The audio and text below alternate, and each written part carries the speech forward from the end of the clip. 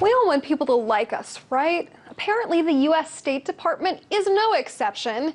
They care about the department's online image so much that they've ponied up over $630,000 of U.S. taxpayer money to garner likes on their Facebook page.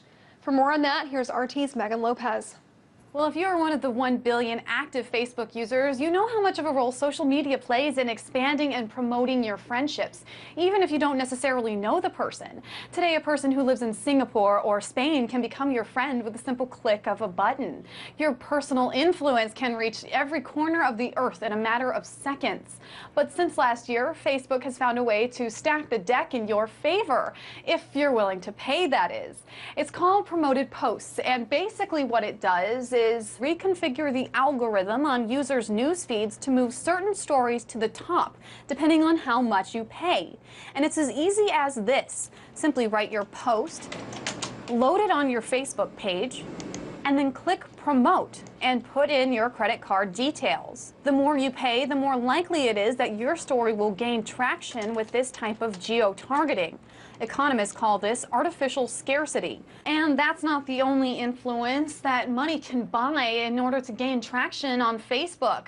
In fact, this week, the Washington Examiner discovered that the U.S. State Department spent some $630,000 in order to buy likes on its page between 2011 and March of this year. An investigation by the Office of Inspector General of the Bureau of International Information Programs discovered that the Bureau paid to increase the English language Facebook page likes from 100,000 to more than 2 million and to 450,000 on Facebook's foreign language pages. But buying fans isn't a guarantee that those people are actually reading what you have to say. In fact, according to Facebook's own help page, certain websites promise to provide large numbers of likes for your page if you sign up and give them money. These websites typically use deceptive practices or are scams. People who like your page this way will be less valuable to your page because they won't necessarily have a genuine interest in what your page is about. If Facebook's spam systems detect that your page is connected with this type of activity, we'll place limits on your page to prevent further violations of our Statement of Rights and Responsibilities. Now, whether or not the State Department's Facebook page will be flagged as a result of this report is still yet to be determined. But even the Office of the Inspector General doubts whether or not this will have any positive effect. In fact, just over 2% of the fans on the State Department's Facebook page actually engage in this page by liking, sharing, or commenting on it, according to the report.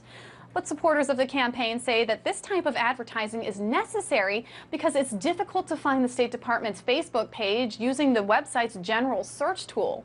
And even the Office of the Inspector General isn't ready to completely sign off on the Facebook digital diplomacy.